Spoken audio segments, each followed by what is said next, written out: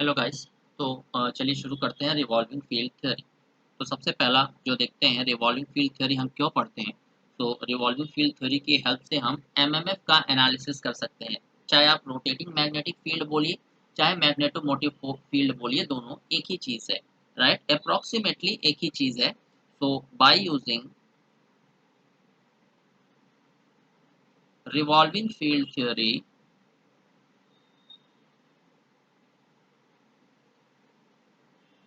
revolving field by using revolving field theory we can analyze rotating magnetic field RMF या MMF. Right. अब मैंने आपको कल बताया था कि हम थ्री फेज वाइंडिंग कैसे करते हैं। तो मैं आपको एक स्टेटर बना देता हूँ और यहाँ पे हम करते हैं थ्री फेज वाइंडिंग। तो एक वाइंडिंग के लिए दो स्लॉट की जरूरत पड़ती है, ये मैंने आपको कल बताया था। तो ये ए फेज की वाइंडिंग के लिए हमने स्लॉट बना लिया, ये बना लिया हमने बी फेज वाइंडिंग के लिए, ये है सी फेज वाइंडिंग के लिए। करेक्ट। तो अब मान लेते हैं कि जो कंडक्टर ए है हमारा, हमने यहाँ पे रख दिया है, कंडक्टर ए डैश को यहाँ पे रख दिया है। हम यहाँ पे वाइंडिंग के टर्म में कंडक्टर की बात कर रहे हैं, क्योंकि कल मैंने आपको बताया था कि वाइंडिंग जो है वो फाइनली कंडक्टर की बनी होती है।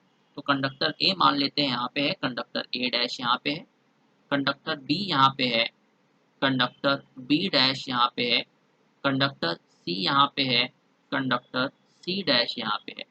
अब एक एजम्पशन हम लेके चलते हैं कि मान लेते हैं कि कंडक्टर ए में डॉट इंड्यूस हो रहा है, कंडक्टर ए डैश में क्रॉस, कंडक्टर बी में डॉट, कंडक्टर बी डैश में क्रॉस, कंडक्टर सी में डॉट, कंडक्टर सी डैश में क्रॉस। अब एक, जैसे ये जो ए और ए डैश है ये किसके कंडक्टर्स हैं, ये ए फेज वाली वाइंडिंग के कंडक्टर है। तो ऐसा क्यों है कि एक में डॉट है एक में क्रॉस। मैंने आपको बताया था कि अगर ये ए कंडक्टर या ए स्लॉट मानो आप, ये ए डैश आप मानो, तो कैसे वाइंडिंग को कैसे वाउंड किया था कल हमने, कुछ इस तरह से, इस तरह से हमने वाइंडिंग को वाउंड किया था। तो जो करंट फ्लो होगी आप खुद देखिए, अगर कंडक्टर ए से या स्लॉट ए से अंदर की तरफ जा रही है तो यहाँ से बाहर निकल रही है। मतलब अगर ए में एक में क्रॉस है तो दूसरे में 100% डॉट होगा। राइट। चलिए अब हम एक्सिस बना लेते हैं। ये है कंडक्टर ए वाला, मतलब फेज ए वाइंडिंग की एक्सिस, ये है फेज बी वाइंडिंग की एक्सिस, ये है फेज सी वाइंडिंग की एक्सिस। राइट, ये तीन एक्सिस हमने बना दिया। आप इसे नाम भी दे सकते हो, ये है फेज ए वाइंडिंग, ये है फेज बी, ये है फेज सी। करेक्ट। अब एक एक करके तीनों वाइंडिंग्स का हम एनालिसिस करते हैं। चलिए, तो सबसे पहले हम लेते हैं winding A. First take the winding A, winding A की हम बात करते हैं। तो वाइंडिंग ए के जो कंडक्टर्स हैं वो देखिए कहाँ पे रखे गए हैं। तो कंडक्टर एक यहाँ पे रखा गया है, एक रखा गया है यहाँ पे, मतलब कंडक्टर ए यहाँ पे है, कंडक्टर ए डैश यहाँ पे है, यहाँ पे डॉट है, यहाँ पे क्रॉस। तो इसकी वजह से जो फ्लक्स आएगी या जो एमएमएफ आएगा, या आप उसे आरएमएफ पुकारिए, कोई मतलब नहीं है, मतलब बात एक ही है। यहाँ से हमें एमएमएफ मिल रहा है एफ ए। राइट, इसको आप लिख सकते हो direction of MMF produced by winding A, direction of MMF produced by winding A. Now take winding B,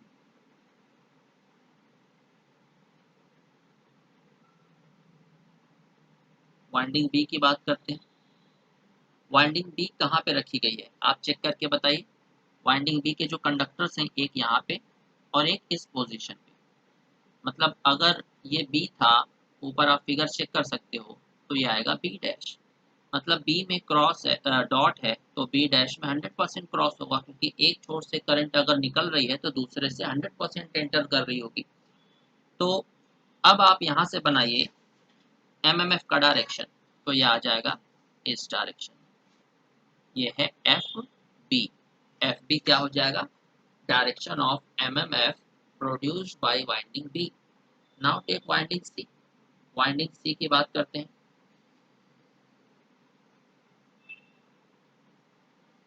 now take winding C. आप चेक करिए वाइंडिंग सी की जो पोजीशन है वो कहाँ पे है। तो वाइंडिंग सी की का जो कंडक्टर सी है वो यहाँ पे था, सी डैश यहाँ पे था। ये है सी, तो इसमें अगर डॉट है तो सी डैश में आएगा क्रॉस। इसकी वजह से जो एमएमएफ है वो आएगा इस डायरेक्शन में, दैट इज एफ सी। तो अब हमारे पास तीनों वाइंडिंग की वजह से एमएमएफ मौजूद है। एफ ए का डायरेक्शन आप देख सकते हो, एफ बी का डायरेक्शन आप देख सकते हो, एफ सी का डायरेक्शन आप देख सकते हो। सही है। Now combine all three MMFs. Now combine all three एमएमएफ्स।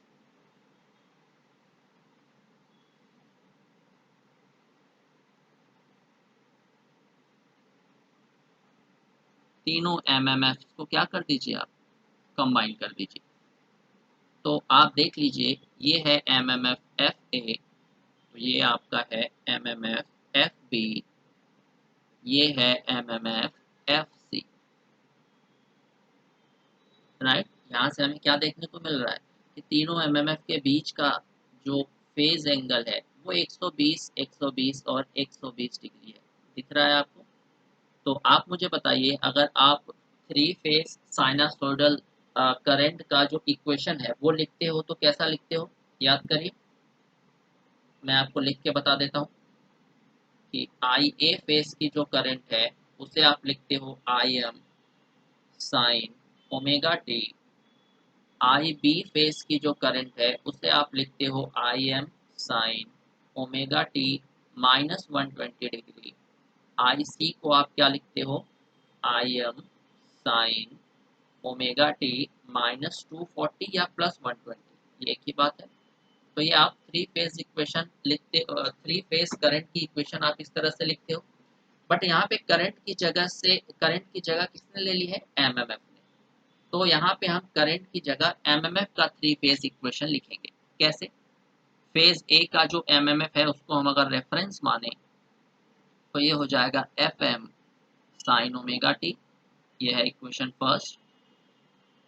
F B क्या हो जाएगा, F M sine omega T -120। आप देख सकते हो एफ बी जो है वो एफ ए से 120 डिग्री से लैग कर रहा है। तो एफ सी क्या हो जाएगा, F M sine omega T, इसे हम लिख सकते हैं +120 डिग्री। राइट, क्या है कि आप देख सकते हो जो एफ सी है वो एफ ए से 120 डिग्री लीड कर रहा है, तो +120 डिग्री। ये आ जाएगा equation third.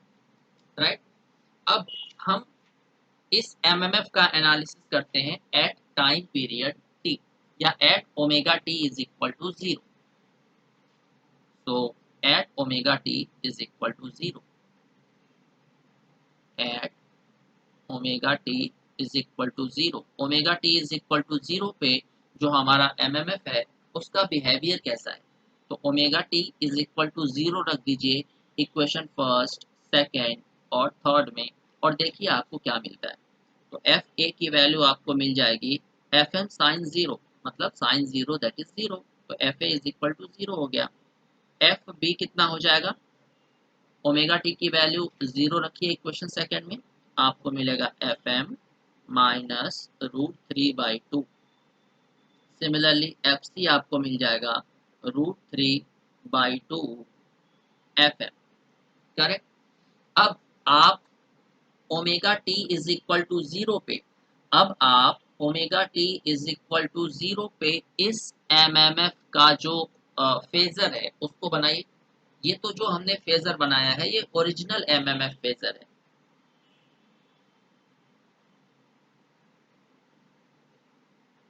Original phasor of MMF,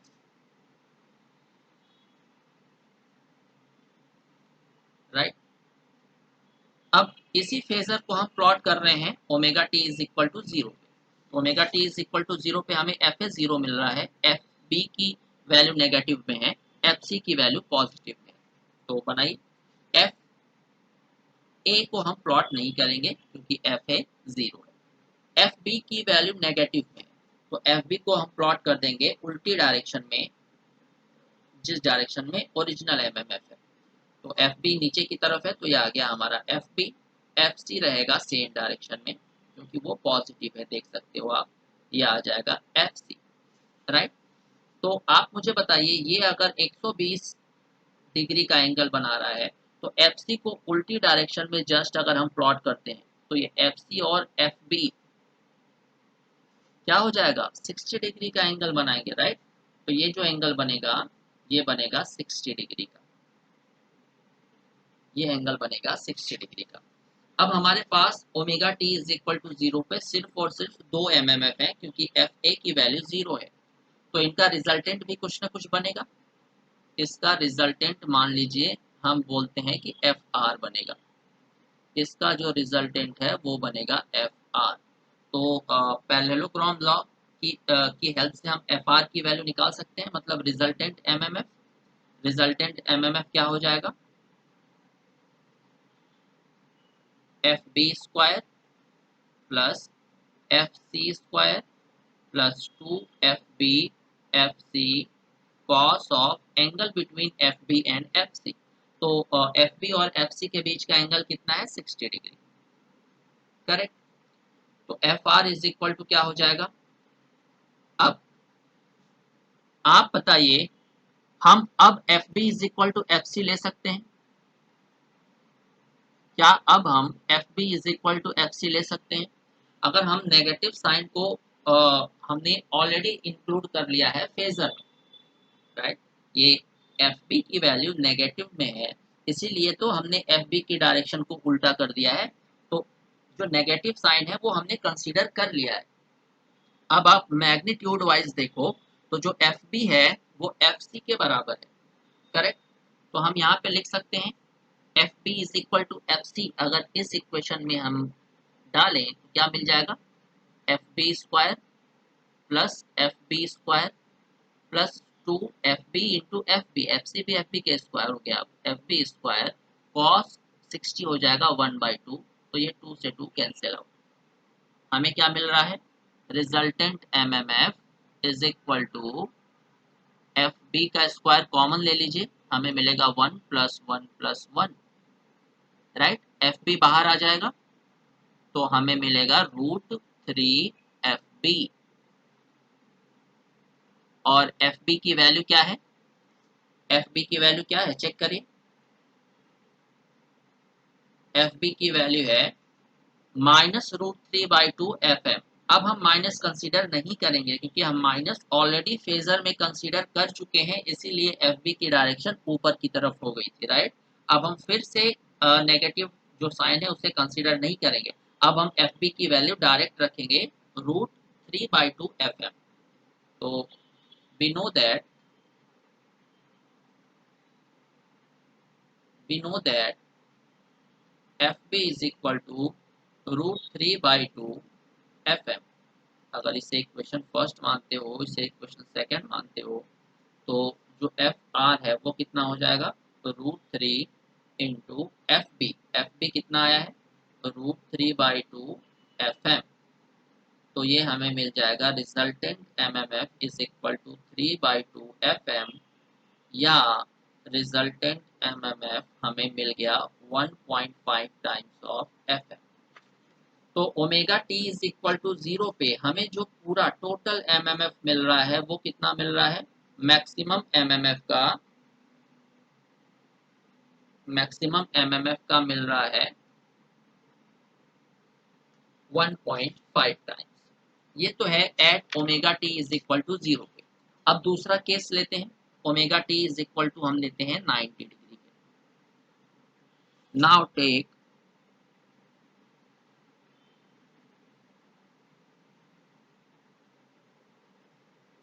now let us consider omega T is equal to 90।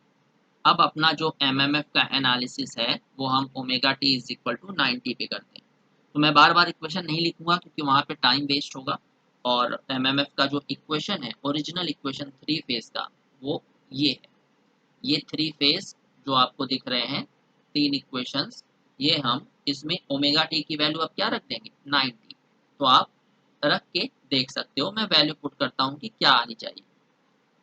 तो at omega T is equal to 90, जब हम ओमेगा टी की वैल्यू 90 रखेंगे उन तीन ओरिजिनल एमएमएफ की इक्वेशंस में, तो हमें एफ ए मिल जाएगा कितना, एफ एम के बराबर। एफ बी मिल जाएगा minus F M by two. और एफ सी कितना मिल जाएगा, minus F M by two. हमारा ओरिजिनल एमएमएफ क्या था, याद है आपको? ओरिजिनल एमएमएफ था ये एफ ए, ये एफ बी, ये है एफ सी। अब हमारे पास तीनों एमएमएफ है, कोई भी जीरो नहीं है, आप चेक कर सकते हो। तो omega T is equal to zero पे एमएमएफ को प्लॉट करिए। तो एफ ए सेम डायरेक्शन में रहेगा क्योंकि पॉजिटिव है, एफ बी नेगेटिव है तो डायरेक्शन उल्टी हो जाएगी, एफ सी भी नेगेटिव है तो डायरेक्शन उल्टी हो जाएगी। ये आ गया एफ सी। अब आप एक काम कर सकते हो, ये जो एंगल है ये मुझे बताइए कितना है। तो ये एंगल आएगा 60 डिग्री, ये भी एंगल आएगा 60 डिग्री। तो आप एफ सी को और एफ बी को दो कंपोनेंट में रिजॉल्व कर सकते हो, बिल्कुल कर सकते हैं। तो दो कंपोनेंट में रिजॉल्व कर दीजिए। तो एक कंपोनेंट आएगा हमारा इस डायरेक्शन में एफ बी का, तो एफ बी के दो कंपोनेंट आएंगे, राइट। एक आएगा एफ बी साइन 60, ये आ जाएगा एफ बी साइन 60, ये आ जाएगा एफ बी कॉस 60। सिमिलरली हम एफ सी को भी दो कंपोनेंट में रिजॉल्व कर देते हैं। तो एफ सी भी दो कंपोनेंट में रिजॉल्व हो गया। तो ये वाला टर्म आ गया एफ सी साइन 60। हमेशा याद रखिए कि एंगल के पास वाला जो कंपोनेंट है वो कॉस होता है, कभी भूलेगा नहीं। यहाँ से आ जाएगा आपको एफ सी कॉस 60, करेक्ट। अब आप मुझे एक चीज देख के बताइए, ये दोनों टर्म तो कैंसिल आउट हो गए, बिल्कुल इक्वल एंड ऑपोजिट है, एफ बी साइन 60 और एफ सी साइन 60 दोनों इक्वल एंड ऑपोजिट हैं। तो ये आपस में एक दूसरे को कैंसिल आउट कर देंगे। हमें फाइनली क्या मिलेगा रिजल्टेंट, आप देखिए, F B cos 60, F C cos 60 और एफ ए, ये तीनों एक ही डायरेक्शन में हैं और एक दूसरे को सपोर्ट कर रहे हैं। तो फाइनल जो रिजल्टेंट हमें मिलेगा वो इसी डायरेक्शन में मिलेगा, एफ आर। तो वैल्यू क्या लिखेंगे हम अब, एफ आर की वैल्यू क्या हो जाएगी guys, F A plus F B cos 60 plus F C cos 60, correct. अब हम नेगेटिव साइन को फिर से कंसीडर नहीं करने वाले हैं। आपको तीन इक्वेशन मिली थी ना omega T is equal to 90 रखने के बाद। तो अब हम फिर से नेगेटिव साइन को कंसीडर नहीं करेंगे क्योंकि नेगेटिव साइन को एक बार हमने फेजर में कंसीडर कर लिया है, तभी हमें ये इक्वेशन मिली है। अब सीधे हम वैल्यू पुट करेंगे, दैट इज एफ एम। तो F R is equal to F A की वैल्यू है एफ एम, एफ बी है F M by two, cos 60 मतलब 1/2 plus F M by two multiplied by 1/2। जब आप इसे सॉल्व करोगे तो आपको मिलेगा 3/2 एफ एम, या रिजल्टेंट एम एम एफ हमें मिल रहा है 1.5 टाइम्स ऑफ एफ एम। मतलब जब हम ओमेगा टी की वैल्यू 90 रखते हैं तब भी हमें जो टोटल एमएमएफ मिलेगा वो 1.5 टाइम्स ऑफ मैक्सिमम एमएमएफ मिलेगा और डायरेक्शन क्या होगी हॉरिजॉन्टल। आप देख सकते हो रिजल्टेंट एमएमएफ की डायरेक्शन है हॉरिजॉन्टल। ऊपर वाली की डायरेक्शन क्या थी रिजल्टेंट डायरेक्शन वर्टिकली अपवर्ड्स। आप देख सकते हो एफ आर की जो डायरेक्शन है ये है वर्टिकली अपवर्ड्स। इसे याद रखिएगा लास्ट में जो रिजल्ट आएगा वो आपको कभी भूलेगा नहीं, ये एग्जाम में बहुत बार पूछा जाता है। चलिए अब हम नया वैल्यू लेते हैं। हमने omega T is equal to 0 पे एमएमएफ का एनालिसिस कर लिया, omega T is equal to 90 पे। नाउ तीसरा केस लेते हैं omega T is equal to 180। Now take omega T is equal to 180 degree. Correct. तो उन्हीं तीन इक्वेशंस में मैं फिर से एक बार इक्वेशन लिख देता हूँ। तो F A is equal to F M sine omega T, F B is equal to F M sine omega T minus 120 degree, F C is equal to F M sine omega T plus 120 degree. तो resultant जो original MMF का phasor था वो क्या था, ये था F A, ये था एफ बी और ये था एफ सी। ये ओरिजिनल फेजर था गाइस। अब इस तीन इक्वेशन में ओमेगा टी की वैल्यू अगर आप रखते हो 180 तो क्या मिलेगा चेक करिए। एफ ए की वैल्यू आपको मिल जाएगी 0, एफ बी की वैल्यू आपको मिल जाएगी √3/2 एफ एम, एफ सी की वैल्यू मिल जाएगी -√3/2 एफ एम। अब omega T is equal to 180 पे फेजर प्लॉट करिए। एफ ए तो 0 हो गया, मतलब एफ ए को हमें प्लॉट नहीं करना है। एफ बी पॉजिटिव है, मतलब सेम डायरेक्शन में। एफ सी नेगेटिव है, मतलब उल्टी डायरेक्शन में। हमें सिर्फ साइन को एक बार कंसीडर करना है, ये आ जाएगा एफ सी। तो इसका रिजल्टेंट हमें क्या मिल जाएगा नीचे की तरफ, ये हमें मिल गया एफ आर। और आप चेक कर सकते हो इसका एंगल, ये एंगल कितना है 120 डिग्री। तो ये जो एफ सी नीचे की तरफ आया है ये इसको बिल्कुल बीच से कट कर रहा है, तो इनके बीच का एंगल हो जाएगा 60 डिग्री। तो पैरेललोग्राम लॉ लगाइए। पैरेललोग्राम लॉ क्या बोलता है कि जो रिजल्टेंट हमें मिला है एफ आर उसकी वैल्यू क्या हो जाएगी F B square plus F C square plus 2 F C cos of angle between F B and F C कितना है 60। तो ये आ जाएगा 60। तो एफ बी की वैल्यू एफ सी के बराबर है। मैंने आपको बताया था नेगेटिव साइन को हटा देना है क्योंकि नेगेटिव साइन हमने ऑलरेडी ले लिया है फेजर। तो F B is equal to F C put करिए, तो यह आ जाएगा F B square plus F B square plus 2 F B square cos 60 क्या हो जाएगा 1/2, 2 से 2 कैंसिल आउट, हमें क्या मिल गया 3 एफ बी स्क्वायर या resultant MMF is equal to √3 times of F B. और एफ बी की वैल्यू क्या है चेक करिए, एफ बी की वैल्यू है √3/2 एफ एम। वैल्यू पुट कर दीजिए एफ बी की, √3/2 एफ एम। तो √3 इंटू √3/2 एफ एम। तो रिजल्टेंट एमएमएफ हमें मिल गया 3/2 एफ एम, या resultant MMF is equal to 1.5 times of F M. Correct. और omega T is equal to 180 degree पे जो रिजल्टेंट एमएमएफ का डायरेक्शन है वो क्या है नीचे की तरफ। तो direction is vertically downwards. Direction is vertically downwards. Right, I hope यहाँ तक सभी को क्लियर होगा। अब देखिए कंक्लूजन यहाँ से क्या मिलता है, या आप अपने कॉलेज एग्जाम में भी कर सकते हो। राइट, ये कॉम्प्रहेंसिव कोर्स करवा रहा हूँ मैं सिंक्रोनस मशीन का, मतलब बहुत ही डिटेल में। केस 1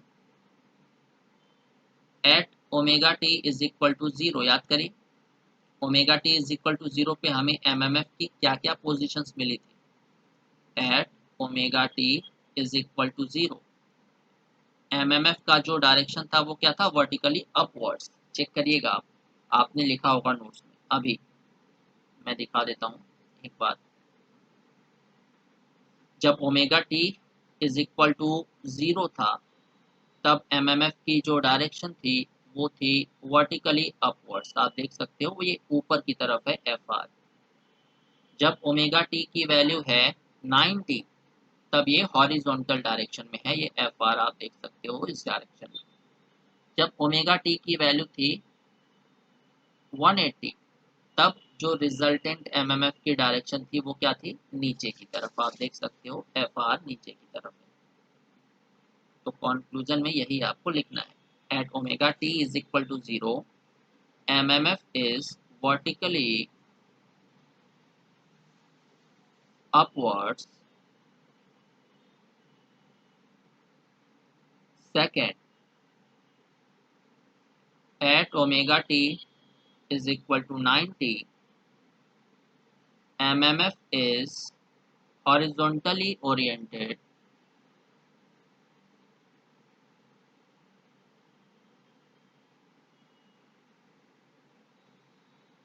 तीसरा point, at omega t is equal to 180 degree, MMF is vertically downwards. Vertically downwards. But इन सब प्रोसेस के दौरान आपने एक चीज नोटिस करी होगी कि जो एमएमएफ का एम्पलीट्यूड है वो हमेशा कांस्टेंट रहा होगा 1.5 टाइम्स ऑफ एफएम। चाहे आप omega T is equal to 0 की बात कर लो, चाहे आप omega T is equal to 90 की बात कर लो, चाहे आप omega T is equal to 180 की बात कर लो, जो एमएमएफ का एम्पलीट्यूड है वो हमेशा आपका कांस्टेंट होता है, that is 1.5 times of maximum MMF. ये बहुत इंपॉर्टेंट है, बहुत बार पूछा जाता है, तो नोट पॉइंट लिख लीजिएगा।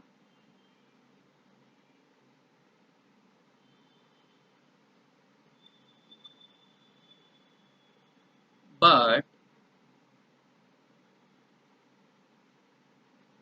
during all these values of omega t, the amplitude of MMF doesn't change.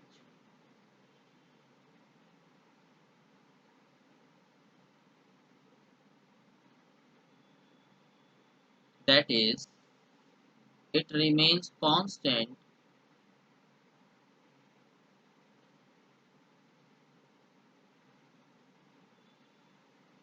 to 1.5 times of Fm, right?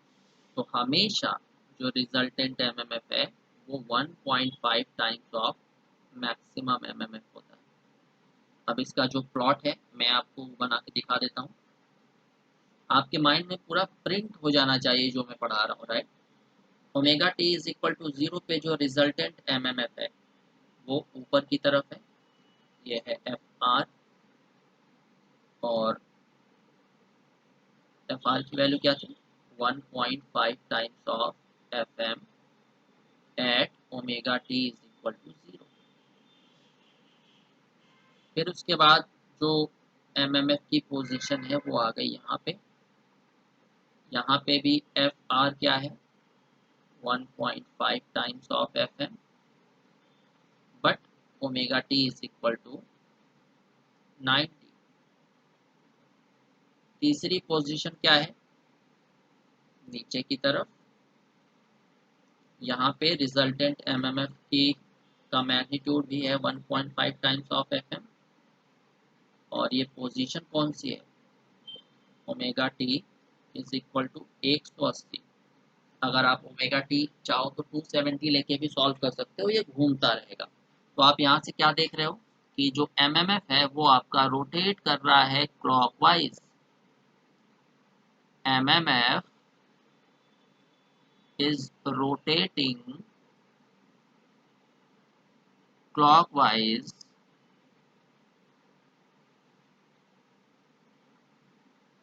with amplitude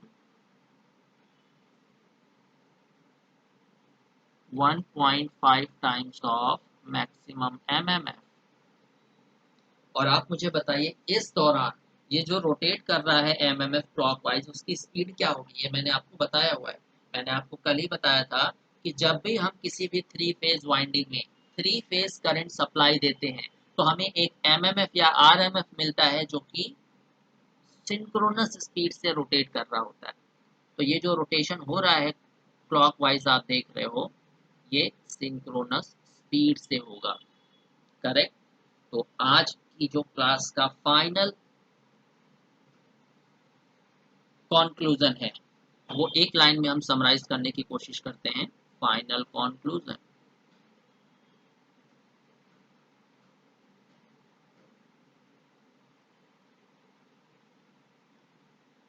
final conclusion लिखिएगा, if three phase balanced winding is space distributed by, या if we apply three phase current to three phase winding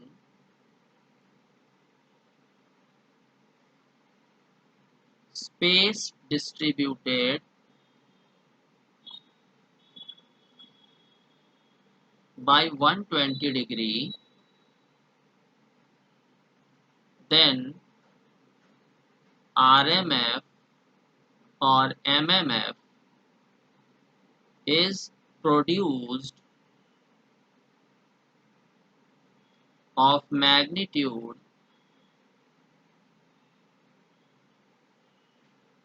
1.5 times of maximum MMF rotating in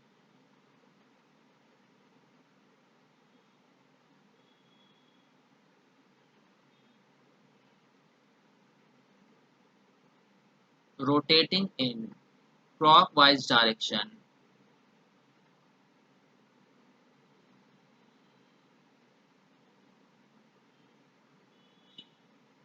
with speed ns, right. अब यहाँ पे जो हमने बात करी है, यहाँ पे जो आपने एमएमएफ देखा था वो है एफ ए, एफ बी और एफ सी। यहाँ पे जो फेज सीक्वेंस हमने लिया है वो है ए बी सी। तो ये जो सारा कंक्लूजन हमने देखा है वो पॉजिटिव फेज सीक्वेंस के लिए देखा है। अब क्या होगा अगर हम नेगेटिव फेज सीक्वेंस कंसीडर करते हैं, राइट। नेगेटिव फेज सीक्वेंस मतलब यहाँ पे आप एफ सी कर दीजिए, यहाँ पे आप एफ बी कर दीजिए, फिर आप एक बार फिर से ओमेगा टी की वैल्यू 0 रखिए, ओमेगा टी की वैल्यू 90 रखिए, ओमेगा टी की वैल्यू 180 रखिए, और ये सारा कंक्लूजन, ये सारा जो एनालिसिस है वो फिर से करिए। ये आपका होमवर्क है, राइट। इसे आप करिए और मुझे व्हाट्सएप पे बताइएगा कि जो आपका रिजल्टेंट एमएमएफ आएगा वो क्लॉकवाइज रोटेट करेगा या एंटी क्लॉकवाइज रोटेट करेगा, और इस कंडीशन में उसका मैग्नीट्यूड क्या होगा, राइट। चलिए मिलते हैं हम अपने नेक्स्ट वीडियो में, और हम कोशिश करेंगे लाइव करने के लिए। So thank you very much.